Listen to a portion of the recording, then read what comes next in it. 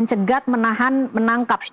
Menurut Anda mengapa ini penting untuk dituliskan atau diserukan di dalam pernyataan sikap Global Peace Convoy Indonesia?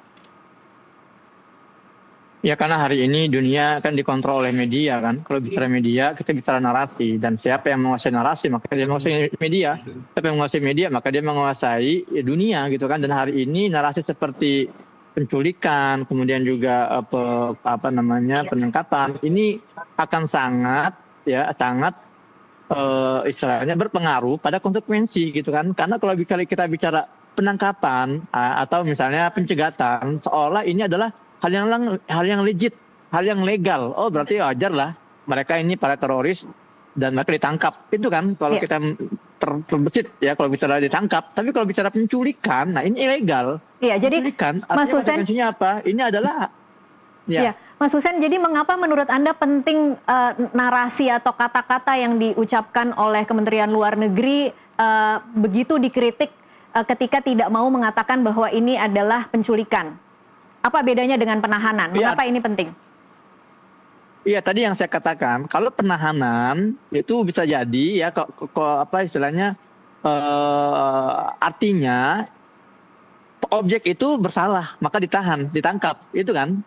Penahanan itu pondasinya adalah legitimasi, legalitas, legit gitu ya. Tapi kalau penculikan, berarti penculik ini kriminal, sementara korban yang diculik itu adalah korban yang tidak bersalah.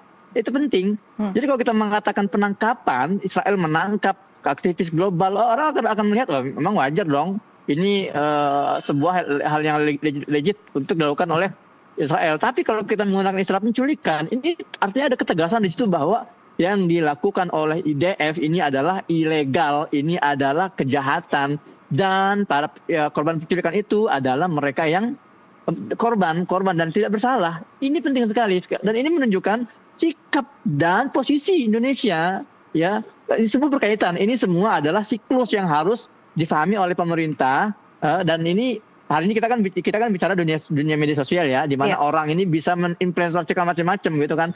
Yang saya takutkan ya, kata-kata blundernya pemerintah ini nanti dijadikan alasan atau dijadikan senjata oleh orang-orang Zionis Indonesia untuk mengatakan bahwa memang kita ini aktivis GSF ini adalah teroris, dan itu senada dengan tuduhan Ben Gvir misalnya yang mencaci maki para aktivis dan mengatakan ini teroris. Nah, jadi kan kita nggak mau ada satu kesetaraan atau narasi yang sama antara Ben Gvir si penjahat genosida itu dengan Menlu. Ya, Mas Husein. Halo, Mas Husein. Dan ini sangat mengecewakan sekali bagi kami masyarakat sipil, dan ini sangat memalukan. Aduh, ini freezing nih. Melek ya? Ya, Mas Husein, kita sudah bisa mendengar suara Mas Husein lagi. Silakan dilanjutkan, Mas. Ya, jadi itu menurut saya pentingnya kita memilah dan memilih dengan bijak narasi yang disampaikan, apalagi ini global loh. Tragedi GSF ini global, makanya Global Flotilla. Artinya dikonsumsi oleh masyarakat dunia. Jangan sampai pemerintah ini tidak hanya mengecewakan sipil, tapi juga ditertawakan oleh dunia internasional karena melihat tidak ada ketegasan di situ. Baik. Nah, dan bicara tentang bagaimana penanganan krisis ini, kedepannya kita jangan terlalu fokus bagaimana mengantisipasi, tapi kedepannya pemerintah harus hadir di setiap rangkaian persiapan acara GSF ini dan memberikan ultimatum dari awal.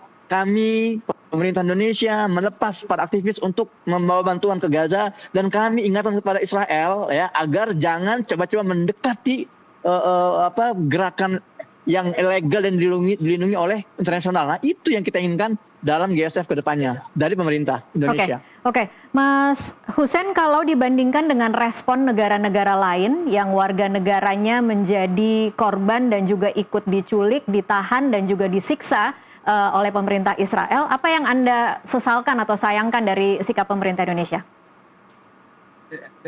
Ya, sekali lagi Spanyol yang merupakan negara mitra genosida sejak awal saja sudah berani menunjukkan ketegasannya gitu kan, mengecam langsung ya.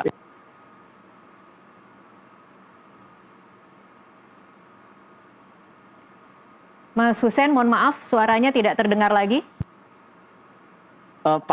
apa namanya itu, para pasukan keamanan perdamaian di Lebanon, itu saja yang sudah memakan 3 atau 4 nyawa dibunuh itu kita nggak ada kecaman. Iya. Jadi benar-benar pemerintah harus benar-benar menunjukkan, ya, memberikan konfirmasi dan kualifikasi yang jelas agar kami masyarakat ini nggak ambigu, nggak abu-abu gitu kan. Apakah prinsip berdirinya Indonesia anti kemerdekaan ini sudah berubah undang-undangnya? Nah, apakah perlu dicoret itu alinea pertama pembukaan Undang-Undang 45 atau masih berlaku dan masih dihormati oleh para pemegang kebijakan di negara Indonesia ini?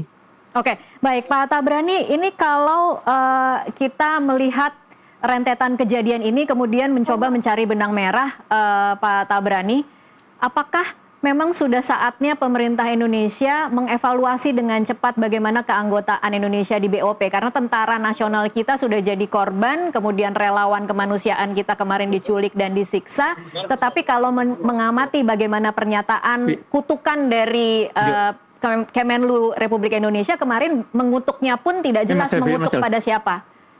Ya, Mas Selvi. Ya, jadi kan begini ya. Fakta di lapangan sekarang itu kan 82% fisik Gaza itu kan sudah hancur. Ya kan? 60% wilayah Gaza itu sekarang diduduki oleh Israel. Itu fakta. Kemudian secara militer, saya tidak tahu pasti, tapi biasanya kalau fisik itu hancur, terowongan itu kan sudah dihancurkan oleh pemerintah Israel. Lalu cara menyelesaikannya bagaimana ya? Menyelesaikan itu tentu harus melalui politik. Kalau tidak melalui politik ya Indonesia bisa masa mau berperang ke sana? Tidak mungkin gitu. Menjaga pasukan perdamaiannya terasa sudah banyak, ya kan? Jadi penyelesaian politik itu kadang-kadang ya sangat menyakitkan karena banyak pihak yang tidak puas. Tapi situasi ini kan dijelaskan oleh pemerintah Presiden Prabowo, ini harus diselesaikan. Itu ada 72.000 warga Gaza menjadi korban, dibantai oleh Israel. Itu masa dibiarkan? Penyelesaiannya adalah penyelesaian politik. Nah, penyelesaian politik itu dengan keberanian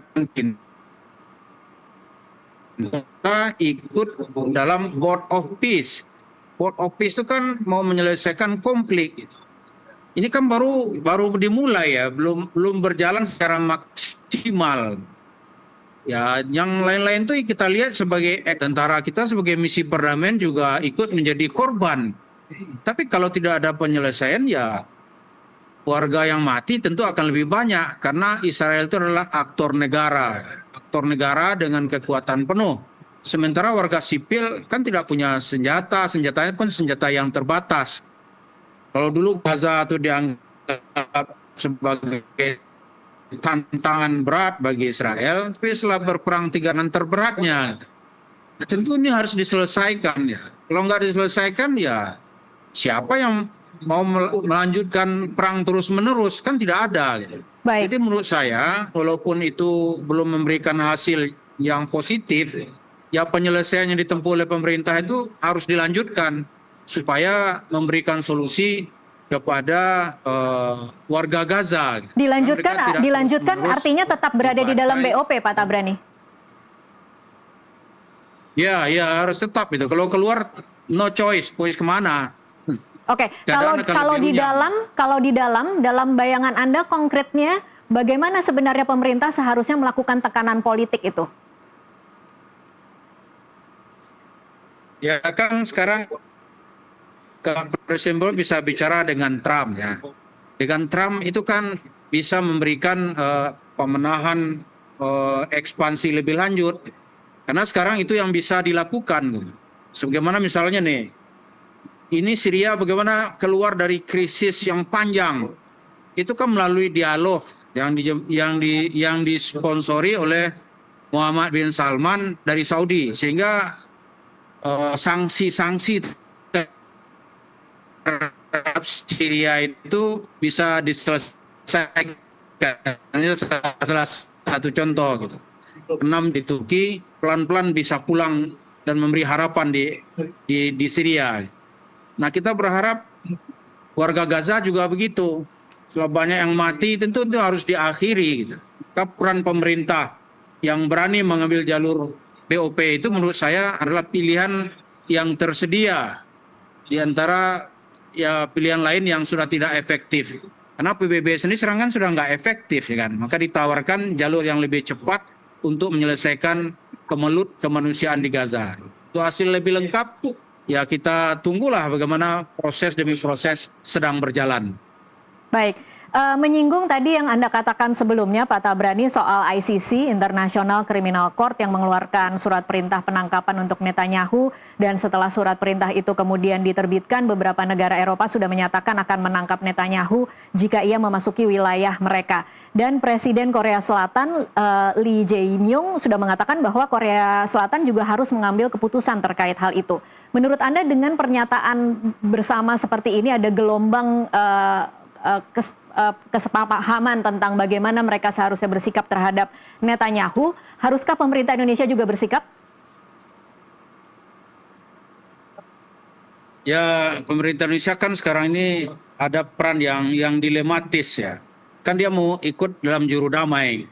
Kalau dalam juru damai tentu dia tidak bisa berada pada satu sisi secara ekstrim. Misalnya dia ingin mendamaikan antara Israel dengan Palestina. Ya kan nggak mungkin dia mengecam Israel terlalu keras. Kalau dia kecam terlalu keras, misalnya Netanyahu lewat udara Indonesia kami tangkap juga, itu kan buyar semua upaya perdamaian. Mana yang harusnya jadi prioritas, Pak Tabrani? Juga ada begitu, misalnya Pak Tabrani? Mana yang harusnya jadi prioritas? Apakah menjadi nasional kita tidak bisa. Halo? Ya kan Indonesia sudah mengambil jalur mau mendamaikan dua pihak. Oke, Kalau jadi pilihannya pasif ya? Dia tidak boleh menjadi musuh dari dua pihak.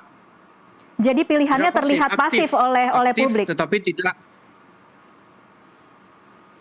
Ya pasif kan karena belum nampak hasil-hasil yang jelas. Yang jelas sekarang ini dia bisa berjuang menghentikan pembakaran terhadap warga Gaza. Itu kan peran BOP ya, yang Prabowo ikut di situ gitu. Menerus. Setidaknya secara formal gencatan senjata akan berlaku gitu. Baik, Pak Tabrani, Mas Hussein, ini tampaknya ada gangguan audio. Kita akan coba perbaiki. Kita akan jeda dulu sejenak. Pemirsa tetaplah bersama NTV Prime. Kami akan kembali usai jeda berikut.